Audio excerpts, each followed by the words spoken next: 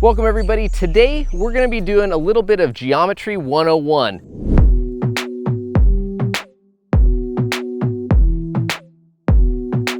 I had to repeat a math class or two in my day, but what we are going to do is talk to you about the practical differences and why geometry should matter to you, and kind of give you guys a little bit of a rundown on what geo numbers mean, what they represent on the trail, and which ones should matter most when you're looking to buy your next bike.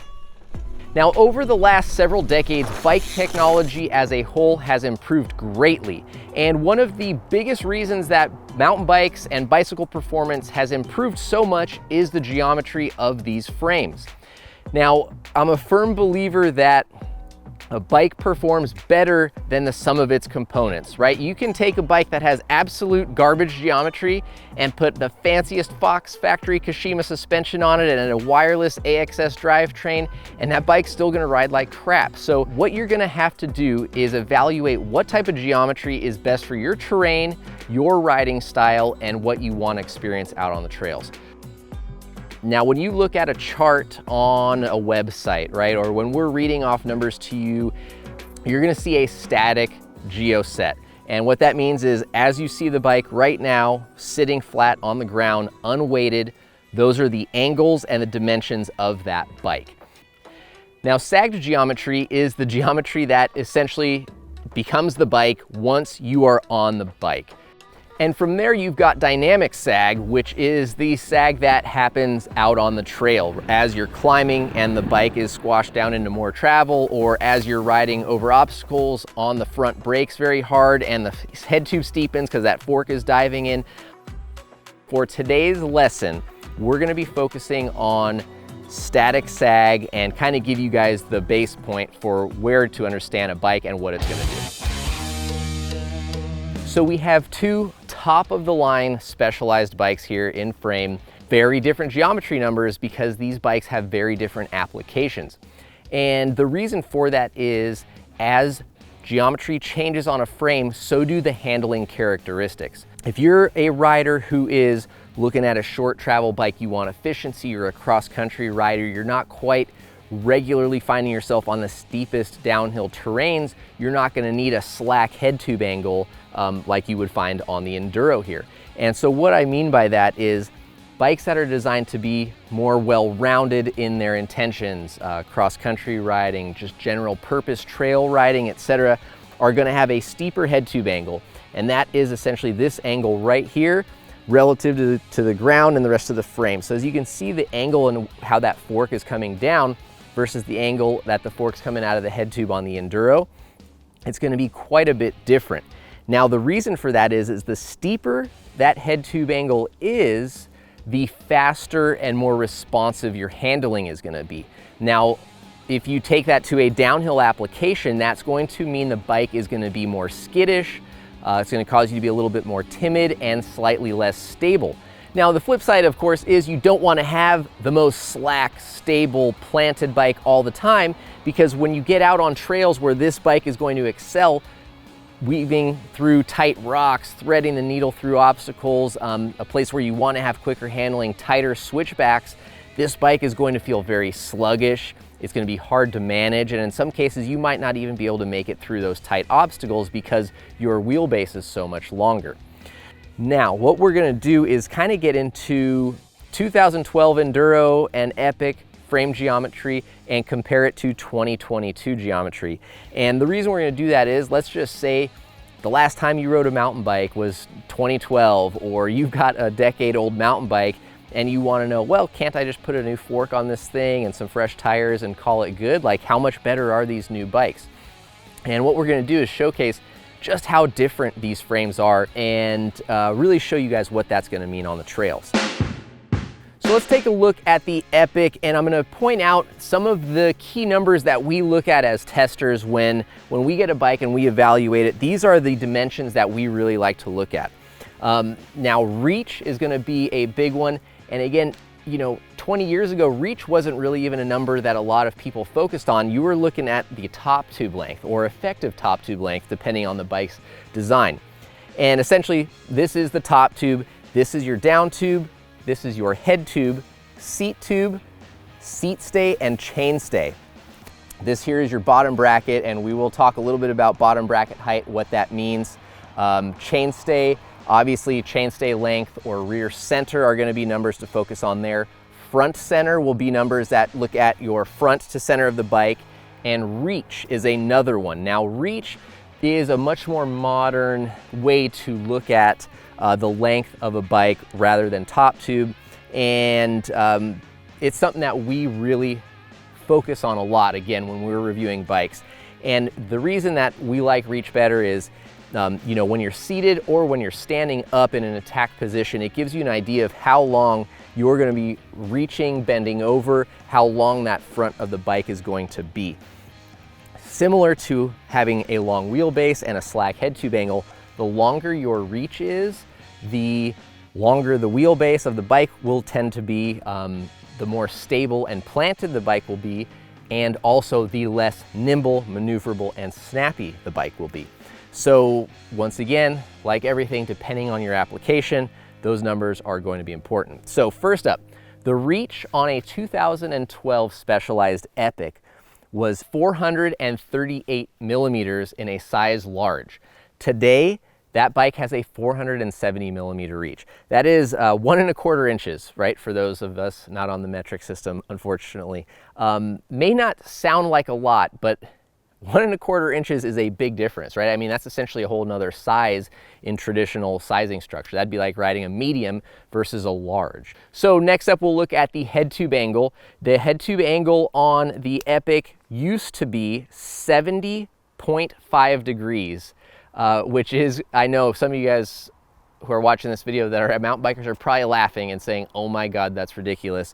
And if you're not, that's okay, you're not missing the joke. But what I'm gonna explain to you is a 70.5 degree head tube angle would essentially mean that this fork is coming down, I'm exaggerating slightly, but it's gonna be coming down straight like that. And now if you imagine impacts, rocks, tree roots, bumps, they're coming from the front of the bike as you're rolling into them. If your fork is vertical, right, let's just say a 90 degree, your suspension fork's not gonna work that well. It's just gonna flex and deflect backwards. It's gonna have you way up over the front, and your steering is going to just be ridiculously fast and sketchy. So as those head tube angles have slackened out, it's better able to handle the hits and made these bikes more stable. Of course, like everything else mountain biking, the trails have evolved, the riders have evolved, the equipment has evolved, and now we are achieving speeds on these short travel trail or cross country bikes that frankly would have been terrifying on bikes, you know, 10, 20, 30 years ago. So moving back to the seat tube angle, that is another angle that has been changing drastically, especially in the last 2 or 3 years, as more and more brands are seeking to make a very steep seat tube angle. And the thought with that is that it puts you in a more powerful, a little more comfortable and natural climbing position. So the seat tube angle on the 2012 Epic was 70 degrees, relatively slack, way over the back. Now this bike has a 75.5 degree seat tube angle, so quite a bit steeper. Definitely going to move you up farther on the bike, and again put you in a more powerful climbing position. So chainstay length, like I said, out back 448 millimeters on the 2012. It is 433 millimeters on the current bike. That is a shortening of 15 millimeters. Now chainstay length, again, based on what you're trying to do, longer is going to mean more stable. Also for really steep climbs, you know, if you think about an old hill climb motorcycle, they lengthen those rear ends way out to get as much traction as they can going uphill. But if you think about trying to corner one of those things in a hurry, it's gonna suck. It's just got such a long wheelbase. So as bikes have evolved, drivetrains, design, suspension platforms have all gotten more refined. Brands have been able to bring in that rear length on 29ers and make them way more nimble, way more snappy, and faster handling than they used to be. So definitely a nice blend of stability, right? There are some bikes that have much shorter chainstays and will be designed for being like very playful and lively bikes.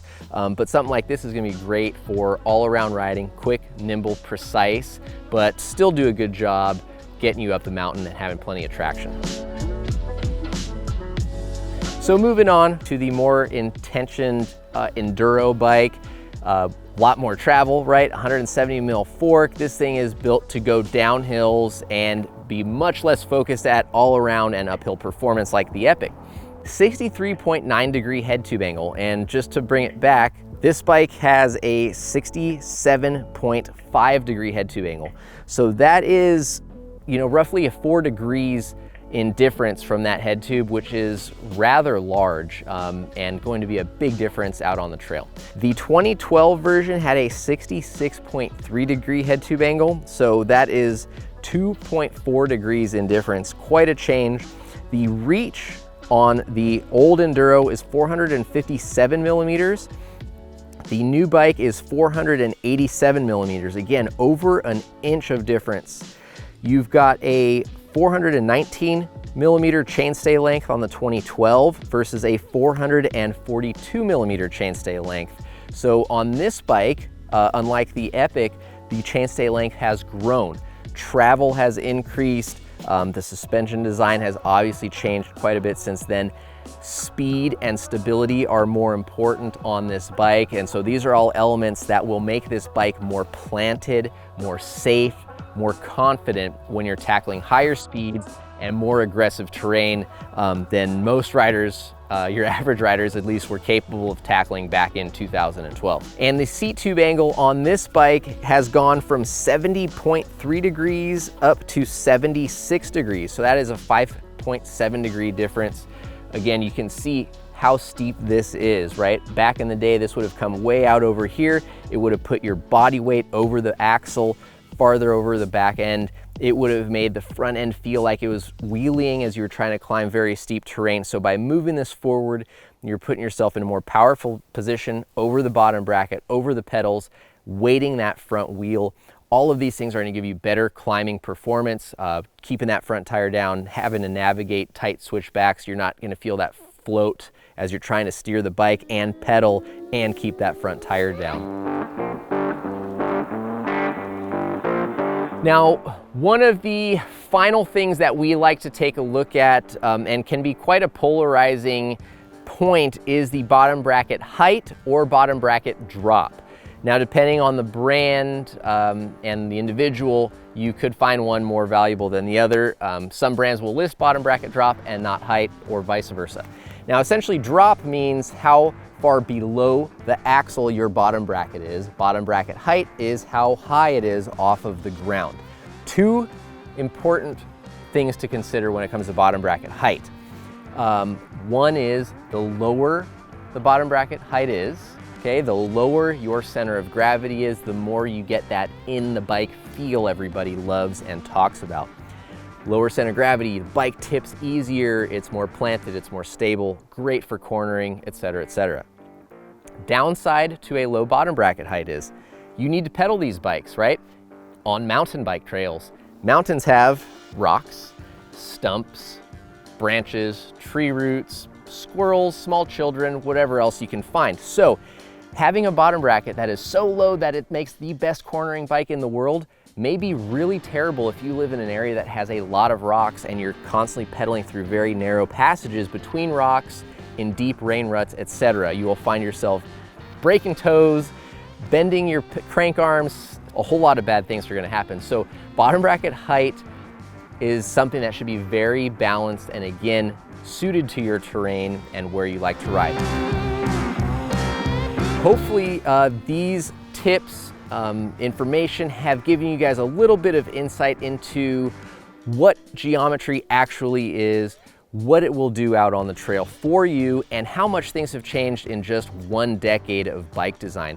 I'm a firm believer, once again, that I'd much rather have a bike with really good geometry and mediocre parts than the best parts ever and terrible or mediocre geometry. Thank you very much for watching, and be sure to subscribe to the channel. Leave any questions that you have down below. We'll do our best to get back to you. Thanks again for watching, and we'll see you out on the trails.